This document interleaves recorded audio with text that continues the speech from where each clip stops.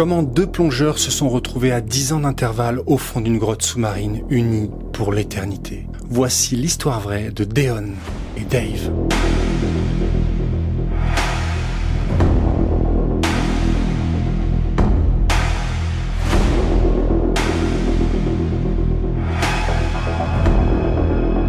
L'eau dans laquelle glissent les passionnés de plongée sous-marine est vieille de 3 millions d'années.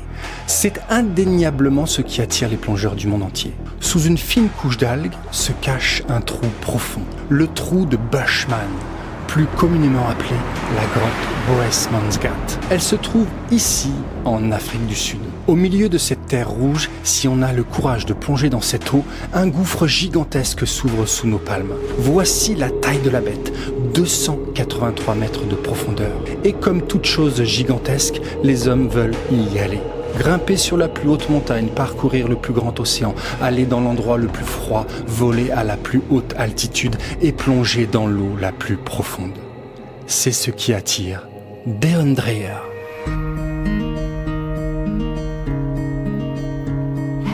Deon a 20 ans. Il est le fils de Théo et Marie qui l'ont mis au monde dans une petite ville de campagne, pas très loin de Johannesburg. Deon est une tête brûlée. Il passe du temps à bricoler sa voiture pour avoir le son le plus fort possible quand il roule à toute allure sur les lignes droites quadrillant son quartier. Il aime la moto, la chasse et la plongée sous-marine.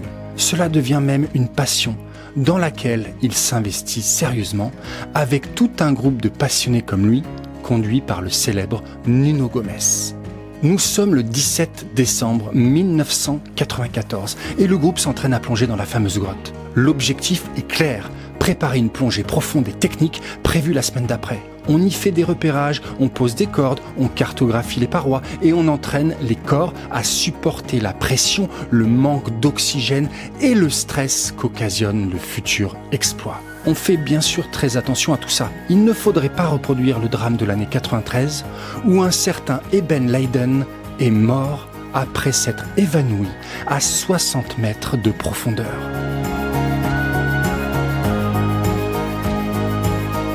Le groupe plonge dans les entrailles et dépasse largement les 100 mètres sous la surface, ce qui est déjà un exploit. Les plongées peuvent durer des heures, car quand on descend, il faut remonter.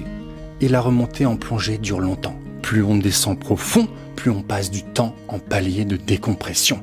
C'est ce que fait le petit groupe. Mais à 50 mètres de profondeur, Deon a disparu. On a perdu sa trace, il ne remonte pas. Les premiers témoignages estiment que Deon a certainement été victime du mal des profondeurs que redoutent tous les plongeurs, l'hypercapnie. Ce phénomène survient lorsque la pression artérielle de CO2 dans le sang devient trop importante. On parle alors de toxicité de l'oxygène qui engendre une désorientation, de la confusion et une perte de connaissance. C'est ce qui a dû arriver aux plongeurs. Et malheureusement, dans ce milieu, un des plus hostiles de la planète, l'issue est fatale dans 100% des cas.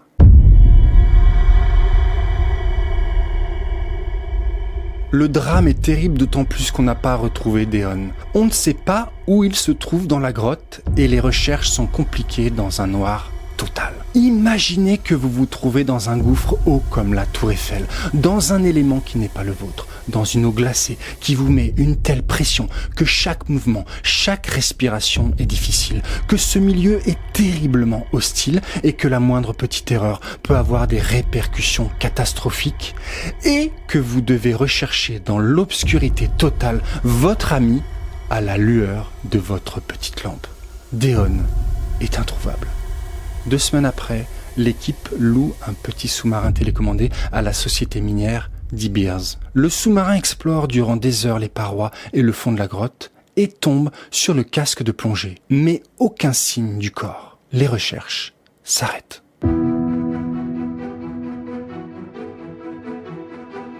Bien sûr, c'est un milieu hostile, mais est-ce que les alpinistes de l'extrême ne grimpent plus l'Everest parce qu'un des leurs est mort dans l'ascension et repose maintenant dans les neiges éternelles du toit du monde ?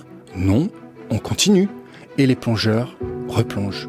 Dave Shaw est un plongeur expérimenté et veut tenter, dans le trou de Bushman, de battre en cascade plusieurs records. Nous sommes le 28 octobre 2004, soit 10 ans après le drame de Deon Dreyer, et Dave va faire exploser les compteurs. Profondeur sur un recycleur, nouveau record. Profondeur dans une grotte, sur recycleur, nouveau record. Profondeur en altitude, sur recycleur, nouveau record. Profondeur du ligne, nouveau record. Le plongeur sud-africain de 50 ans, ancien pilote de ligne, entre dans l'histoire. Mais lors de sa plongée, quelque chose d'inattendu s'est produit. Dave a découvert le corps de Deon. Couché sur une couche de limon, Deon repose depuis 10 ans à 270 mètres de profondeur. Dave remonte et l'émotion est forte. Il appelle les parents de Deon et leur promet qu'il va remonter la dépouille de leur fils.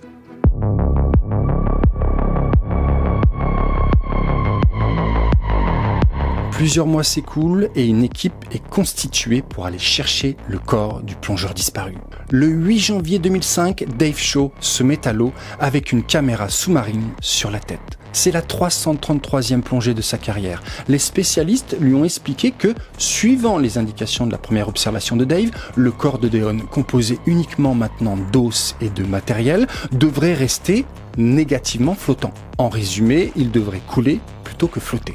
Une procédure est donc mise en place pour que Dave mette la dépouille dans un sac mortuaire et remonte ensuite faire ses paliers de décompression. Rien de bien compliqué. Toute l'équipe et les parents de Deon attendent maintenant, montre en main, la remontée du plongeur de l'extrême. Mais les choses ne vont pas se passer comme prévu.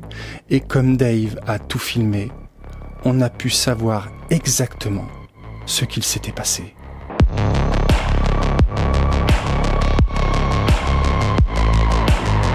Dave arrive à la hauteur du corps de Deon. Il pose sa lampe, reliée à la surface par des fils pour fournir l'énergie nécessaire, et commence à travailler avec ses deux mains. En temps normal, les lampes sont portées à la taille du plongeur ou attachées au réservoir. En posant la lampe à côté de lui, Dave a peut-être mal positionné les fils. Puis, quand il a commencé à manipuler le corps de Deon, il a eu la mauvaise surprise de constater que sous la combinaison, la chair s'était transformée en substance savonneuse appelée adipocire.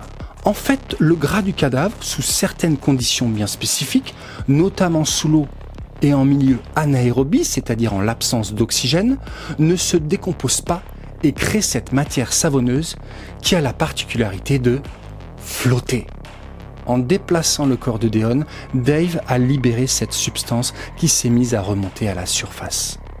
Il a alors tenté de mettre la dépouille dans le sac mortuaire. Mais les fils du sac se sont emmêlés avec les fils de la lampe. La tâche s'est trouvée tout de suite très compliquée à réaliser à cette profondeur. Dave a commencé à s'essouffler. Plusieurs photos prises par son appareil montrent que le plongeur, épuisé, faisait des efforts physiques intenses pour se libérer. Les dernières images montrent notamment qu'il a des difficultés pour coordonner ses mouvements et que sa vision est affectée. Les fils se sont emmêlés et l'entravent, l'empêchant de remonter à la surface. Il réalise qu'il doit couper la corde du réservoir de Deon pour se libérer, mais n'y parvient pas vraiment. Il glisse sur le sol, il recommence, sans résultat. Durant un bref instant, on aperçoit le masque de Deon dans lequel se reflète le visage de Dave. Quelques minutes après, il s'évanouit et meurt au fond de la grotte, à côté de Deon.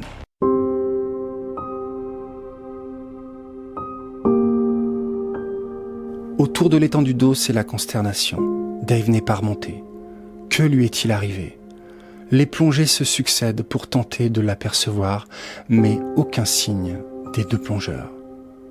Puis, 3 jours plus tard, la promesse qu'avait faite Dave aux parents de Deon de remonter à la surface la dépouille de leur fils est tenue.